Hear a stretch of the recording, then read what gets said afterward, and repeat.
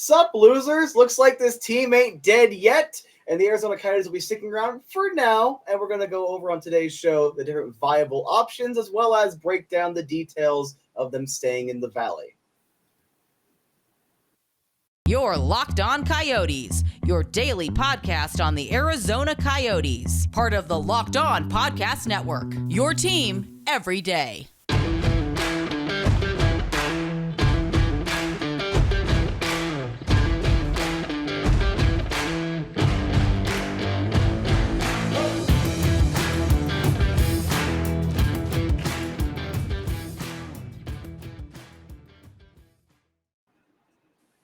Welcome, everyone, to Locked On Coyotes, the number one daily podcast on the Arizona Coyotes. I want to thank everyone for making this show your first listen every day. We are free and available on all platforms, including on YouTube, as well as on the Sirius XM radio app. I'm your host, Robin Leonio, joined by Matthew Jacobson, to get things back on track, because we were solemn yesterday and as well as Tuesday night. But you know what? We are feeling better now. You're a lot more chipper today. Like the last episode was kind of a bummer. And I know I was more so mad and trying to get the troops going as it was on Tuesday. But like we're all loose. We're all feeling good. And there were a lot of very angry, very interesting individuals at this recent news. And you know what, Robin? Take it away. You break this story. Absolutely. You know, shortly after we released our last episode, statements slowly rolling in. I believe it was Elliot Friedman who at first said, "Hey, let's pump the brakes a little bit on relocation rumors for now for the Arizona Coyotes. They're going to be playing in the Mullet next year."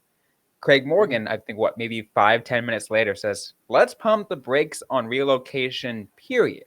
It's like he has sources that say the Coyotes have a plan in place to stay in the Valley long term. Mm-hmm. And slowly but surely, we heard from like a brief statement from Morello that was given to a reporter saying that they're committed to Arizona. And then we get our statement from the Arizona Coyotes officially that they say, "This is the statement we wanted. This is the statement we wanted, Matt. During the 2023-24 season, the Arizona Coyotes will play at Mullet Arena. In addition, we remain committed to Arizona and have already started re-engaging with local officials and sites to solidify a new permanent home in the Valley. We look forward to sharing more with you in the coming weeks." This is signed off by Javier Gutierrez. Remember how mad I was at Alex Murillo for not having and I get it. Look, with a little bit of time, you know, everyone was clearly taken aback. Now, not everyone is as much of an optimistic pessimist as I am, where I'm like, I had that gut feeling where I'm like, it's probably not going to go. Not because I didn't think logically it would. It was just the closer I got, that was the more like I was getting anxious. So I'm like, it's probably just going to be like, it's what it is. But I wanted that statement yesterday. And I stand by, I'm not sure how much of the footage we are still using, but I stand by what I said in that last episode, or maybe the one that got canned, where it's like Murillo needed to either recommit to this, figure it out, or sell the team. And thankfully, you made the correct decision. I still think you're a little late on the comment, but I will take it, all right? I will not apologize, but I will take it, and I will thank you. And did you notice the language there? Did you notice the specific language they had? You bring that statement just one more time. I want to focus on something where it's an addition where we're committed and we are re-engaging with local officials and sites. Is there an S at the end of site? Is that plural? Is that multiple? Yeah, it does. That does mean multiple, and that does mean that there wasn't just a plan B in place, Matt. There was a plan C. There might even be a plan D. And then, of course, it was always good to have Craig Morgan confirm on this statement. He quote tweeted it. I was just using my stupid little clip of "nothing is over" because it ain't over, and it ain't over until I start singing, and I ain't singing yet publicly. But but he quote tweeted it. Obviously, calm down. There is a plan B and potentially a plan C. We've known about this. We've been trying to tell people about this. Of course, Craig has. Of course, other people in the local media. We've all been in unison on this, and for whatever reason, the national media And it's still, I feel a little betrayed because even the people that were on the Coyote side, minus Craig Wazinski, is doing good work. I think he was the one that originally wrote the story. Even Elliot Friedman, surprisingly, coming in and doing some solid work. Like, minus those guys, it just went from, yeah, but there are backup options, and we acknowledge that too. See, there's absolutely nothing. They will relocate. And to me, I'm like, oh, one argument was, oh, well, this site, we haven't heard anything about it. Because, like we were talking about, and you said, we only have eyes for Tempe. You have to focus on the one you have the most eggs in the basket for. And then if that falls through, you re-engage. And like it was reported, and we echoed that report where a representative of one of the indie communities, so whatever indie community said, does that mean they re-engage? That means that there were prior engaging conversations. And it helps to know previously that the Arizona Coyotes have a good relationship with the local tribes.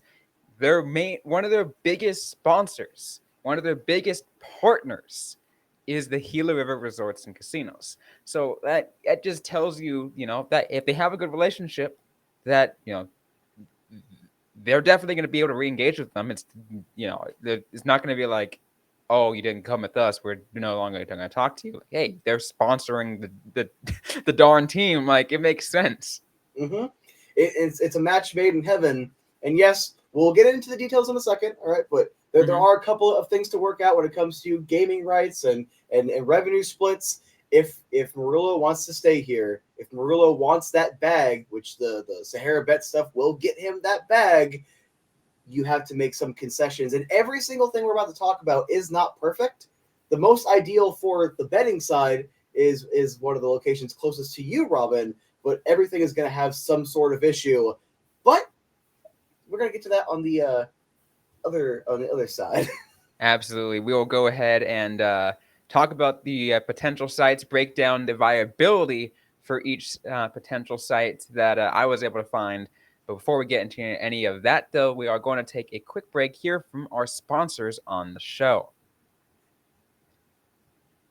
And today's episode is brought to you by Bird Dogs. Are you tired of sacrificing comfort for style when it comes to your activewear? Introducing Bird Dogs, the game changer in athletic shorts. Picture this: premium shorts designed for maximum performance combined with unparalleled comfort. Bird Dogs are here to revolutionize your workout routine with the unique built-in liner.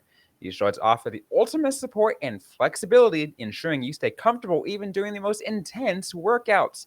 And here's the best part: Bird Dogs are more than just workout gear. They're versatile enough to take you from the gym to the street without skipping a beat. Designed with pockets that actually work, Bird Dogs is going to give you ample space to store your essentials while you're on the move.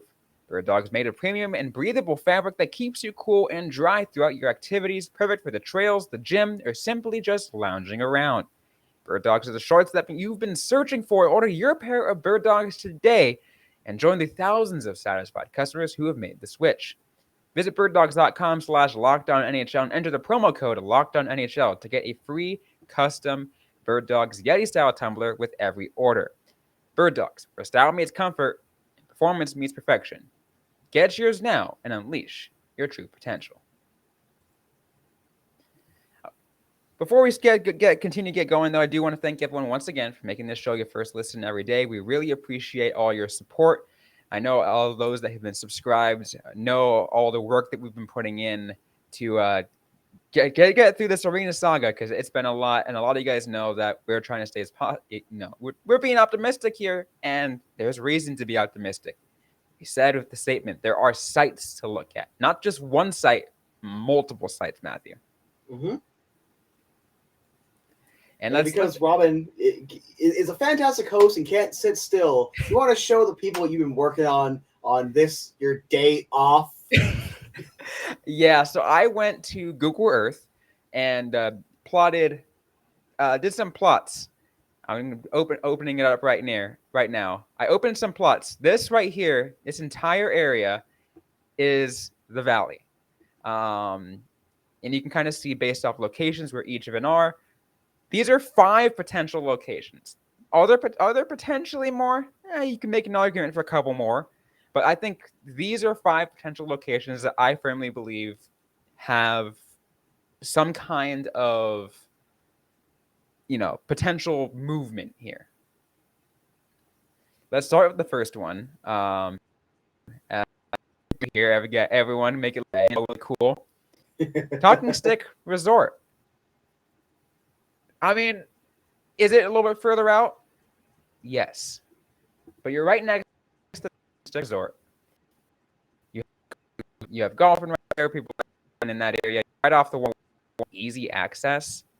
Whether you're in the East Valley or the West Valley, really, it might take you a little longer if you're in the West Valley, but it's a good location.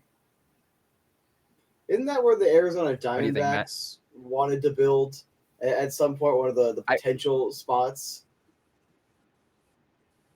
I believe it is one of the potential spots that the Diamondbacks were looking at. Yeah, and look, see, there's open land. I put it specifically in this area, right? And right there where that pin is. Mm-hmm. But who knows? There could be more. There could be on this, on the south end right here, or even a little bit further up. Mm-hmm. But it's a nice location. I really think it is. And it makes sense. You have a nice resort there. You don't have to worry too much about gambling. There's a sports book, inside Talking Stick Resort Casino Arizona. So why not? Yeah, and there's more potential partnerships, and that's really good for East Valley and the West Valley. Look, we're a bedroom community. We go to Phoenix to go to Dave & Buster's when we have like 2 or 3 on our side of the town. So it's not like you really care that much about driving a little bit. So it's like that's a decent location. I would think that this would be one of the potential D-backs locations more so than the Coyotes, unless you believe my conspiracy theory that we may or may not talk about later on in the show. But that's a solid site. But I think we got a couple better sites to potentially talk about. We definitely do have several better sites, and let's go on to site number 2, which is the site over here. The site of the Phoenix Rising before they moved to their second site, and we'll get to that in a little bit. But the site of the Phoenix Rising when they were on Salt River land, right off of McClintock, on the east side of that, with the 101 and the 202 right there. This is where everyone is talking about. The site that everyone has asked us to discuss, because the Phoenix Rising was there at one point, and it is right across. It is right on the banks of the Salt River, similar to what the TED was going to be, but on the other side, right across from Tempe Marketplace. And I may ask you this, Matt. Imagine the Coyotes build a development there, and because Tempe is right there, and it's actually right across the street from Tempe, because they're actually like on the other side of McClintock. Mm-hmm. Imagine if the Coyotes do so well right there. They build right there. They do so well right there. Just right in the face of the city that rejected. Yeah, and also, if I'm reading this map correctly, I actually think that's the exit I usually take for work, or it's an exit further closer to where the Oceanside Arena was, or it's getting ready to be demolished. But that is really good real estate. Was right here. Mm-hmm. So it's right there. Yeah, so it's right there. So that's a good plot of land right there. But no, so it's like it's a great plot. The exit I usually use when I'm going to Tempe anyway. And imagine the amount of all this traffic they kept talking about.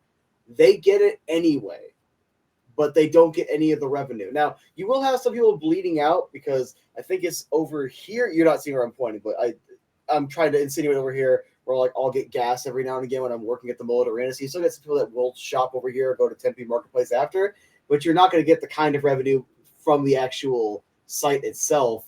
And that's right off the freeway. You have plenty of ability to put parking. I do think some of the public transport options might be limited. They might have to work on something with that, but that's a really good location. And it's 5 miles, if that, from the other site? It's not very far. It's only, I think, 4 freeway. It's about maybe 5-6 miles away from.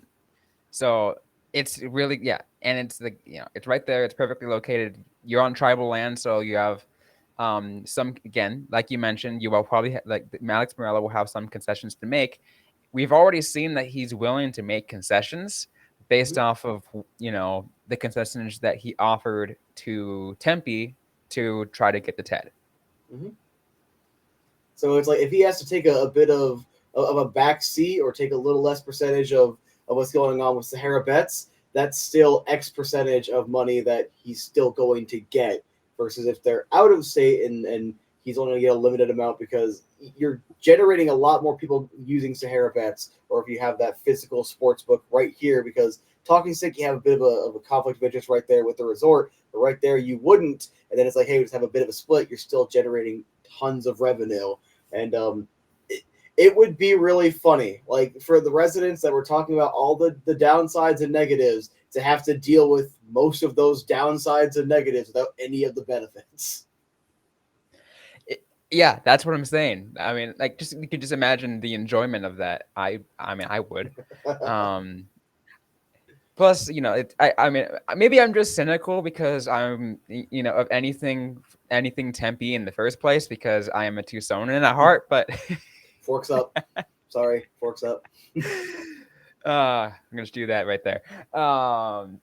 But yeah, that leaves it to that. Anything you also want to bring up on this site before I go on to site 3? No, I'm ready for site 3, because I think site 3 is the most interesting. That I have a couple of legs that I want to stretch on this one. Let's go to site 3, and that takes us into downtown Phoenix, right there at the Footprint Center. It's an option. Mm-hmm. It definitely is an option. The Coyotes can very well strike a deal with Matt Ishbia to try to renovate the Footprint Center to refit hockey into it. Yeah, and there's actually a couple of options here. So if you'll allow me, I would like to stretch a little bit here. So you could, I stand by this. If you are doing temporary, so let's say they're a couple of years off, what's easier to pitch to the NHL, NHLPA, the Board of Governors?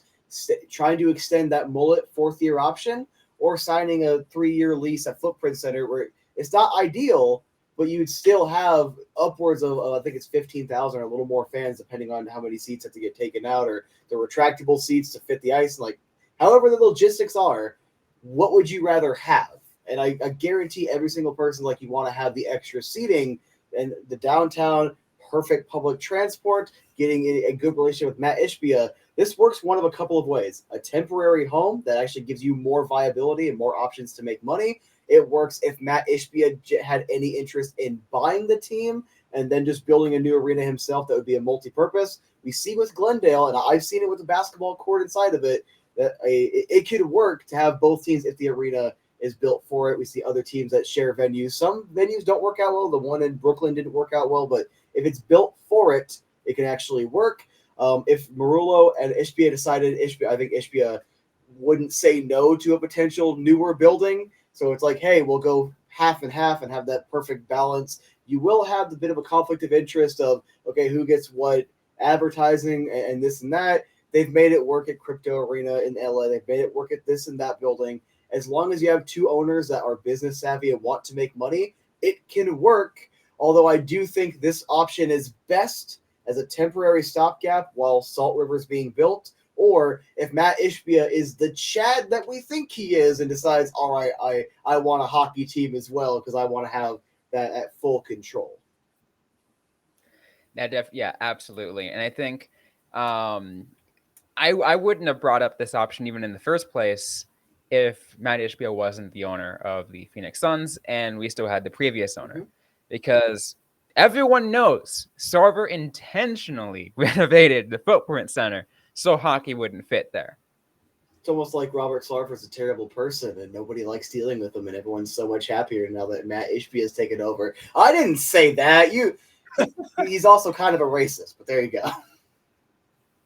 That's true. But I like this location potentially. I mean, like you said, it's best served as a temporary location, but right off a light rail line, you can easily shuttle people in and out, get people to games. You can figure things out that way.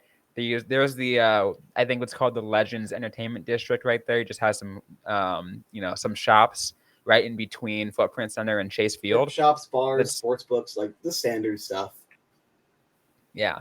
So like you can easily get people, and again, it's downtown, so you're centralized anyways. You're gonna get people from other downtown bars, other downtown restaurants to come in and funnel in from there into the games. And like you said, more seats, 15,000 seats potentially, and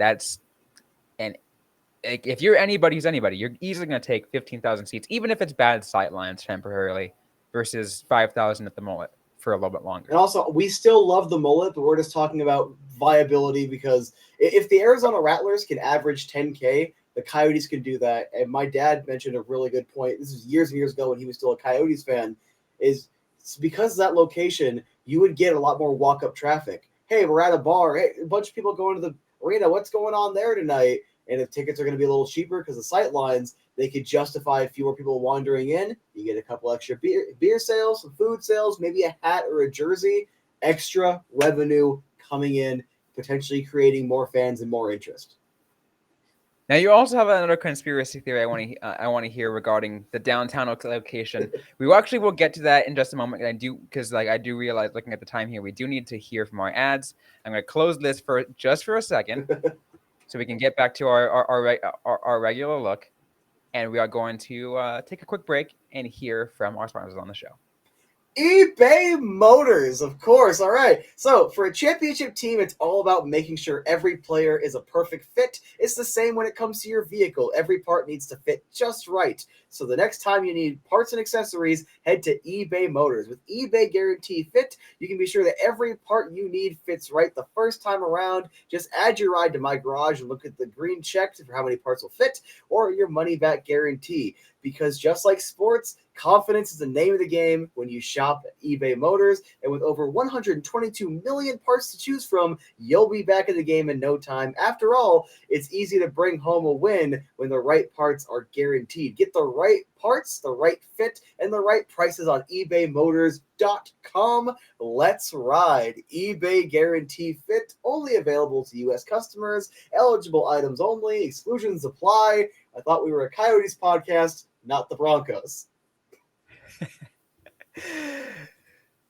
All right, so let's go ahead and let's get back to it. We're back in downtown. And I'll let you pretty briefly talk about a conspiracy theory before we get to our final two locations. All right, so this could work either temporarily or as you know, going into Salt River. D-backs need a new stadium. Apparently, I was watching a different show that was talking about the D-backs specifically today for no specific reason, and they were saying that we should get an update relatively soon. Well, the Tampa Bay Lightning, for a very brief period of time, shared with the baseball stadium, and it was a really weird setup. So you have the regular baseball seating here and here, then you have the ice surface and the essentially Irwin seating. I used to work at the Cardinal Stadium. If you sit on the south end, that's Irwin seating. You can have something like that. You can have a decent capacity. That could work. It was actually briefly thrown around conceptually whenever the Coyotes were, before they announced Mullet, that could potentially work temporarily if Robert Sarver didn't want to play ball, which of course he didn't, but he didn't want that smoke. So that could be temporary, footprints better. But what if they decided to join forces to get something built at Salt River, so you'd have the Coyotes and D-backs over there, and that's still East Valley, not quite centrally located. I don't think downtown Phoenix wants to lose the D-backs. I don't think the D-backs want to lose downtown. But I am just saying that is a couple of ways the D-backs and the Coyotes, my two favorite of the four major sports teams here, having a little bit of a nice close relationship. You can make a district out of a relationship like that will make money year round. Because think about that. Hockey runs from when? October until, if you're lucky, June. Baseball runs from March, if you include spring training, up until when? October. So a site, if them two work together, would be used nonstop. Every month of the year, it is occupied, and that means you have people going to maybe shops or restaurants around there, spending their money. They're making revenue. Of course, yeah, you'd have to do some kind of deal on how ultimately the money is made up, but it can be done, and a lot can be made out of it. if the D-backs and Suns can figure out what they're doing and they share these little parking garages, you can kind of see them, this big luxury condo right there in between them. The smaller building there is a parking garage. There's a couple parking garages around there. If they can agree on how they split revenue and space for different events, the Coyotes and D-backs could do it should they want to team up with the Salt River Indian community and build on that nice land over there that we were first talking about. Absolutely. So that's downtown. Mhm. That's there's an option there. But let's go ahead and go to option 4. And this is one of my favorite options. If you live in the East Valley, you very well know that right now the Fiesta Mall, just right off the 60 between the 60 in Southern and Alma School, it is abandoned. There's nothing there right now. All the shops are gone. It's been abandoned for years. And just recently, it was sold to a, quote, private developer. Don't know exactly what the plans are. What might be stopping Matt from Alex Morello to meet up with the private developer or bought the land that the Fiesta Mall currently sits on and like, hey, I want to build here. I have this exact idea. This is what I want to do. Theoretically, nothing, because if it's a perfectly private sale, it's already used for commercial purposes. The zoning should be fine. That theoretically could be the best possible solution with private land ownership, private land sale. You don't have to deal with the Tempe City with a Mesa City Council or deal with a vote. That's probably your best bet of the different cities to find private land ownership. I like that idea, and it's right next to Mesa Community College, so you can still do some minor stuff with the college over there. I like the location. You could fit the building there. I'm not sure what you do with a potential practice facility. You might just keep the one you got in Scottsdale, and then you also can build a parking garage. Already, like you were saying, a hotel across the street. You could probably put a couple extra things there, depending on how much you want to maximize that. You're right close to a couple freeways. You're still centrally located, and it's not the worst part of Mesa. It's a decent little part of Mesa, so it's not a bad option. I don't think of the scale, the ones we were talking about earlier are probably the more likely. That is still not a bad option to have in your back pocket. What I like about this one is if those who are watching on YouTube can see it, obviously if you're listening on podcast, you can't really see what I'm talking about, but I'm going to try to explain it. Just a couple blocks over to the west, I'm just kind of here a freeway. That is the 101. It goes from on this side, the 101 on like Price/Pima, all the way up to North Scottsdale, back into North Phoenix. On the south side, it goes back down into Chandler, maybe down to Sun Lakes, meets up with the 202. Right here is Route 60. It goes all the way to Gilbert on the other side, even Apache Junction and Gold Canyon if you want to go that far. And on the other side over there, it goes back into the I-10, which will go back into downtown Phoenix. So it's got as central as Phoenix, but it's a nice location. It's got easy access to get there. So definitely, it's if you want to go the private land sale route, that is a perfect location. And regarding practice facility, I do want to answer that question. There is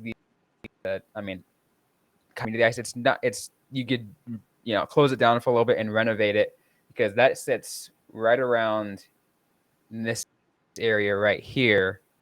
So not too far. It's like a stone's throw. Mm-hmm. So exactly, that's not a bad option. Go ahead, Rob. Yeah. Robin. I was gonna say, not a bad option, especially since that's currently where the Arizona Kachinas play, the women's hockey program. So they're based out of there. I play some of my games there. So I kind of am pretty familiar with that location. I like it. It's a really good location, but like you said, maybe not be on the top of the list of locations. You have to invite me to a game one day. Let's get to the last location over there on the western 202. It took me a second to realize what you were showing me, because I don't spend that much time over there, because it's a little bit easier to just use the 10 to get to Tempe. But this is also a potential location. Take this one away. This is where the Phoenix Rising were right before they moved into Phoenix next to the airport. This is Wild Horse Pass. If you live in Phoenix, you know Wild Horse Pass. You're passing going southeast on the I-10 on your way to Tucson if you're going down there.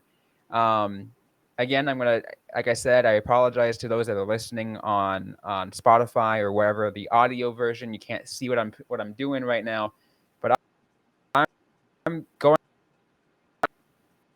right here to south. Those that live in the West Valley can easily travel down the 202 West Mountain and get to Wild Horse Pass. They don't have to go through downtown Phoenix and worry about traffic. They can easily get access to Wild Horse Pass that way. If you live in Chandler, South Tempe, Gilbert, you can take the 202 on the other side, the Queen Creek side, and come in through that way. If you live in Scottsdale, you can come in Mesa, in North Tempe area, you can either go back on the 60 down on the 10, or you can go down to the 101 back onto the 202, and once again you're back there. It is a really good location. I like this location.